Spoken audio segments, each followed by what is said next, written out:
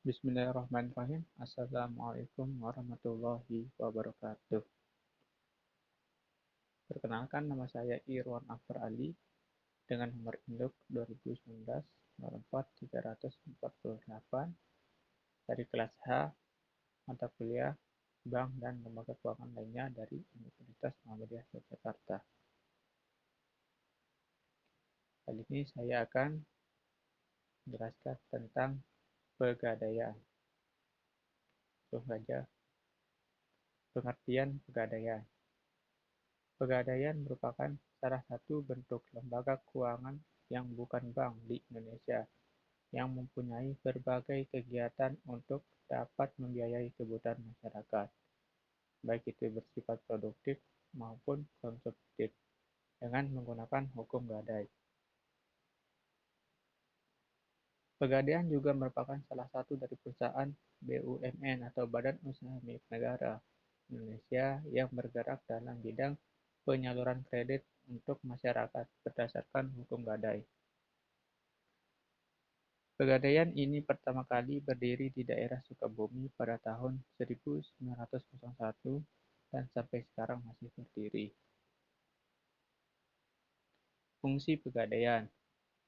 Yang pertama, untuk mendapat pengelola penyaluran dana pinjaman atas dasar hukum gadai dengan cara yang mudah, cepat, dan aman tentunya. Yang kedua, mengelola segala bentuk keuangan, kepegawaian, perlengkapan, pendidikan, dan juga pelatihan. Yang ketiga, untuk dapat menciptakan dan mengembangkan usaha-usaha yang menguntungkan bagi pegadaian itu sendiri dan masyarakat pada umumnya. Yang keempat, untuk bisa mengelola organisasi dan tata cara pelaksanaan pegadaian. Sedangkan yang kelima, untuk sebuah pengembangan dan pengawasan dalam pengelolaan pegadaian. Tujuan pegadaian. Yang pertama, untuk dapat melaksanakan dan menunjang sebuah kebijaksanaan dan suatu program pemerintah di bidang ekonomi dan di bidang pembangunan nasional yang melalui penyaluran pinjaman atas dasar hukum gadai. Yang kedua, untuk dapat mencegah timbulnya praktik ijon, pegadaian gelap, riba, dan pinjaman tidak wajar lain sebagainya. Yang ketiga, agar bisa menyediakan dana dengan cara yang sederhana pada masyarakat luas, terutama bagi kalangan menengah ke bawah, untuk konsumsi dan produksi.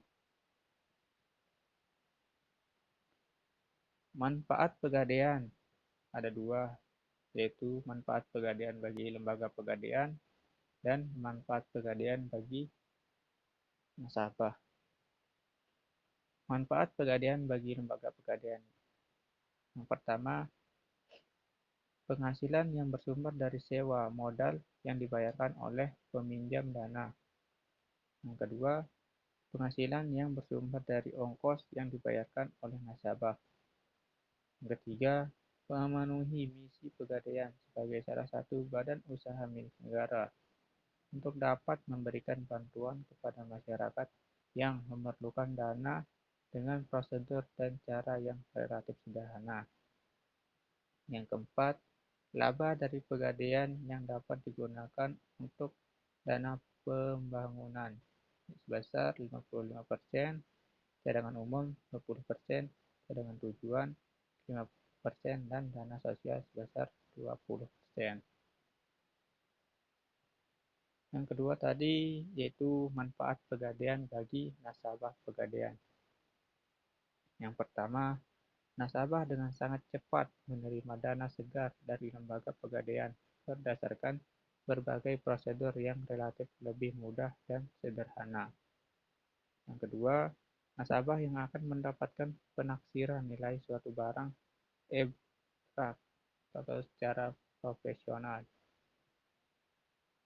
Nasabah yang akan mendapatkan fasilitas penitipan barang bergerak yang aman dan dapat dipercaya.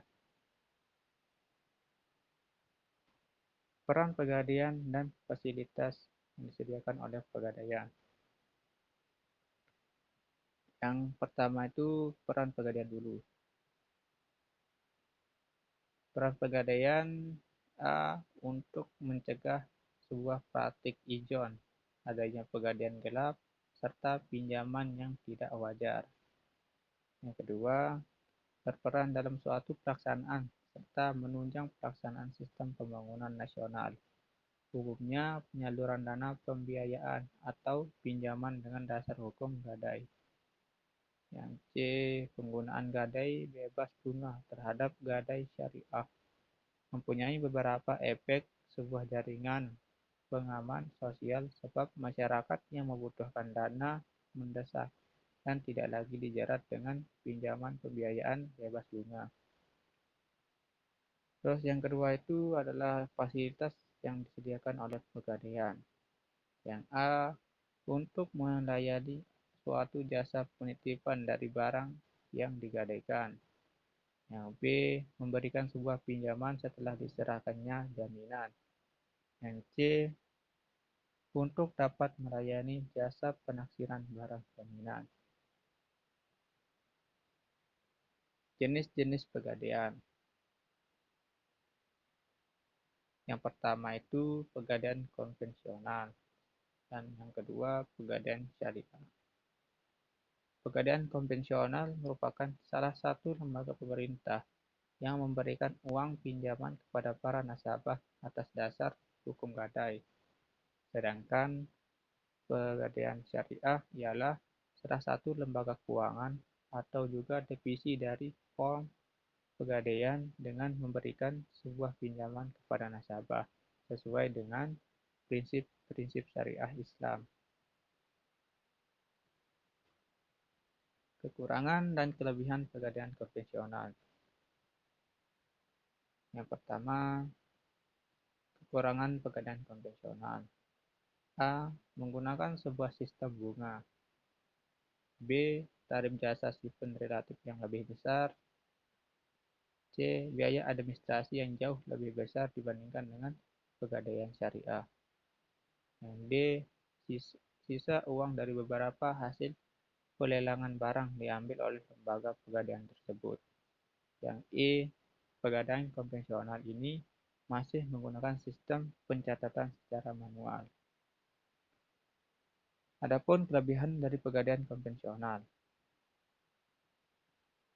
Pegadaian konvensional juga tersebar luas di banyak tempat, hingga di desa-desa, hingga dapat dengan mudah dijangkau atau mudah ditemukan gitu. Kelebihan dan kekurangan pegadaian syariah. Yang pertama dulu, kelebihan pegadaian syariah. A. Menggunakan sebuah sistem bagi hasil.